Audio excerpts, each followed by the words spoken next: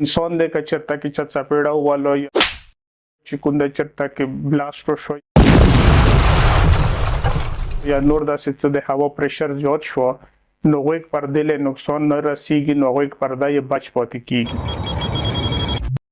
ایرویکس د وجې د دې ګند د وجې زموږ د غوږ پرده شلیدی شي یا نشي شلیدلی. ایرویکس بیسیکلی دا چې کوم دی خلک دا سوچ کوي چې دا د بهر نه څه ګند مندرسي او په غوږ کې جمع کیږي خو داسې څه خبره نه ده. ډیزیز نه دی دا څه بیماري نه ده دا نارمل یو فزیولوژیکل پروسس دی چې دا په هر غوږ کې کیږي. د ډاکټر محمد توفیل کم چې د پوزې سره سره د خولې او د خولې سره سره د غوږونو چې کم ډاکټر دی کم ته چې ان ټي سپیشلیست په میډیکل کې ویلی شي هغه ته نن زه راغلیم او ستاسو د اویرنس او د پوهې دپاره د ده نه به زه څه تپوسونه کوم نو دا تاسو په واضحو الفاظو سره واورئ او تاسو پې عمل وکړئ. کوېشن زما د ډاکټر صاحب نه دا دی چې زموږ په غوږونو کې کم دا ایرویکس دی کم دا ګند دی د دې نقصانات څه شي دي او آیا د دې فایدې شته او که نشته. خو صرف د ایر ویکس چې کوم د نقصانات نه دي څه فائدې هم شته دی خو فائدې چې کوم د بیسیکلی لیدای نشي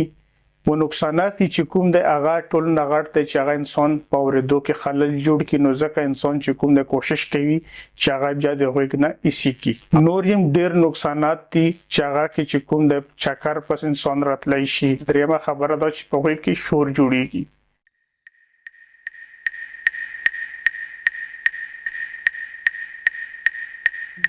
خو ان کیس که تاسو ایرویکس له چې کوم دی د پن سره د پنسل سره یا د چابې سره یا بل داسې تشي سره چې کوم دی زورونه ورکوو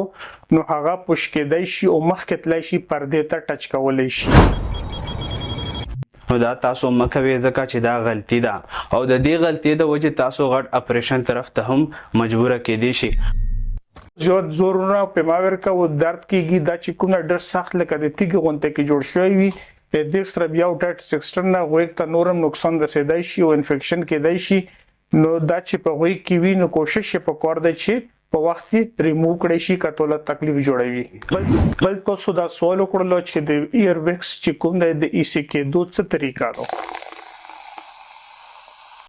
ایسي کېدې طریقې خو یې ډېرې دي خو د ټولو نه زیات احتیاط کول غواړي و چې کوم ایکسپرټ خلک دي یا په دا فیلډ کې یا په دا انټیس په شوبه باندې پوهیږي نو هغو ته پکار دي چې هغو له سړی لوړ شي او د هغو نه په طریقه باندې د غوږ صفایي وکړي. ټولو نه غټه خبره دا ده چې د غوږ چې کوم دی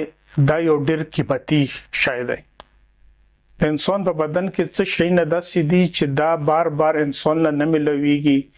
چې کله نن سبا ګرمۍ را روانې دي او په ګرمۍ سیزن کې د غوږ بیماري دا ډېره زیاته جوړیږي. یو خو دا ده چې غوږ پردای چا کش لیدلی وي سروای وي پکې نو هغې وجې نه چې کومه کوشش کول غواړي چې هغه په سویمنګ پول کې یا په نیر کې دلته موږ خلکو خو نیرونه ډېر دي په داسې شیانو کې د لامبو نه لږ پرهیز کوي. البته دوی لپاره موږ چې کوم د سپیشل د موږ سره چې کوم د دلته کې په کلینیک کې چې کوم د ایر پلګ راغلی دي و ایر پلګ داسې دي چې هغه سړی په غوږ کې کېږدي نو هغه که په اوبو کې په سویمنګ پول کې یا په هر شي کې هم لمبېږي نو اوبه غوږ له نه ورځي. درېیمه خبره دا چې په غوږ کې چې کوم دی خورښت دا یو ډېره کامن مسله ده او خلک یې چې دا په غوږ کې خورښت ډېر زیات وي. دا په غوږ کې چې د چا خورښت وي دا زیاتر چې کوم دی دا د غوږ هم چې کوم دی نه دا د سکین یوه حصه ده نو کوشش دا کوو چې کله هم د تاسو په غوږ کې خورښت وي نو په خپله پکې چابیانې یا پین یا نور شی نه مه وهو د دې سره چې کوم دی د غوږ انفیکشن کېږي و زخمي کېږي او بار بار به بیا ډاکټر له څو نو هغې لپاره پکار ده که تاسو په غوږ کې چې کوم دی خورښت وي چې تاسو د ډاکټر محمد توفیل کم چې ان ټي سپیشلیست دی تاسو د